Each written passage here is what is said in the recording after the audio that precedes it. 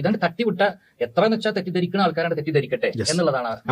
ഈ അടുത്ത കാലത്ത് മുസ്ലിങ്ങൾ സയൻസിലൊന്നും കോൺട്രിബ്യൂട്ട് ചെയ്തിട്ടില്ല എന്നുള്ള ഒരു ഹിസ്റ്ററിന്റെ ഒരു ബേസിക് എല്ലാവരും ഈ രവിചന്ദ്രൻ അടക്കം സമ്മതിക്കുന്ന കാര്യമാണ്. ഇസ്ലാമിക് ഗോൾഡൻ ഏജ് എന്ന് പറഞ്ഞ ഒരു കാലഘട്ടം വരെ കടന്നു പോയിട്ടുണ്ട് എന്നുള്ളത്. അതൊന്നും ഈ ജബ്ബാർ പരിഗണിക്കാതെ അല്ലെങ്കിൽ വെറുതെ ശുക്കൂർ പറഞ്ഞതുപോലെ അത് വിടുക, എന്നിട്ട് അതുകൊണ്ട് പരമാവധി തെറ്റിദ്ധരിക്കുന്നത് തെറ്റിദ്ധരിച്ചപ്പോൾ നമ്മൾ ബ്രണ്ടോണിലീസ് ലോ എന്ന് പറഞ്ഞുകൊണ്ടുള്ള അസിമെട്രിക് പ്രിൻസിപ്പിൾ നമ്മൾ പറയാറുണ്ട്. അതായത് ഒരു റൂമിൽ ഒരു കുട്ടിക്ക് പരമാവധി മലവും മൂത്രമൊക്കെ ആയിട്ട് ഇങ്ങനെ പരമാവധി പ്രശ്നം ഉണ്ടാക്കാൻ ചിലപ്പോൾ ഒരു 5 മിനിറ്റ് മതിയായിരിക്കും. പക്ഷേ അത് മൊത്തത്തിൽ വൃത്തിയാക്കാൻ ചിലപ്പോൾ നമുക്ക് എന്ത് ചെയ്യും, ഒരു 1 മണിക്കൂർ എടുക്കുക അല്ലെങ്കിൽ ഒരു 6 മണിക്കൂർ എടുക്കുമായിരിക്കും. അപ്പൊ ഇതുപോലെ ഒരു വിമർശനം തട്ടിവിടാൻ ഈ പറഞ്ഞ പോലെ മുസ്ലിങ്ങൾ ശാസ്ത്രത്തെ കണ്ടിട്ടില്ലല്ലോ ഇതാണ് വിമർശനം എന്ന് പറയുന്നത്. അപ്പൊ ഇത് പറയാൻ എത്ര സമയം വേണം? ഒരു സമയം 5 സെക്കൻഡ് മതി അല്ലെങ്കിൽ 10 സെക്കൻഡ് മതി. പക്ഷേ അല്ല, മുസ്ലിങ്ങൾക്ക് ഇസ്ലാമിക് ഗോൾഡൻ ഏജ് എന്ന് പറയുന്ന ഒരു ഇതുണ്ട്, 1001 ഇൻവെൻഷൻസ് എന്ന പേരിൽ സയൻസ് എക്സിബിഷൻസ് ആണ്. അപ്പോൾ ഇതൊക്കെ വിശദീകരിക്കാൻ എത്ര സമയം വേണം? അതാണ് ഇപ്പൊ UN ഇയർ ഓഫ് ലൈറ്റ് അത് ഇബ്നു ഹൈതമിന്റെ സ്മരണാർത്ഥാണ് ചെയ്തിട്ടുള്ളത്. അതുപോലെ തന്നെ പല പിന്നെ പ്ലാനറ്റ്സിനടക്കം പിന്നെ ഫിർനാസ് എന്നാണ് എന്റെ ഓർമ്മ, പേരുകൾ പോലും മുസ്ലിം ശാസ്ത്രജ്ഞന്മാരുടെ ഇതുണ്ട്. അപ്പൊ ഇതൊക്കെ വിശദീകരിക്കാൻ എത്ര സമയം വേണം? ഇവൻ ആ ചരിത്രം പറയുന്നത് ഒരു 1 മണിക്കൂർ എടുക്കും. പക്ഷേ മുസ്ലിങ്ങൾക്ക് ശാസ്ത്രം കണ്ടിട്ടില്ലല്ലോ എന്ന് പറയാൻ 10 സെക്കൻഡേ വേണ്ടുള്ളൂ. ഇതാണ് ഏറ്റവും പ്രധാനപ്പെട്ട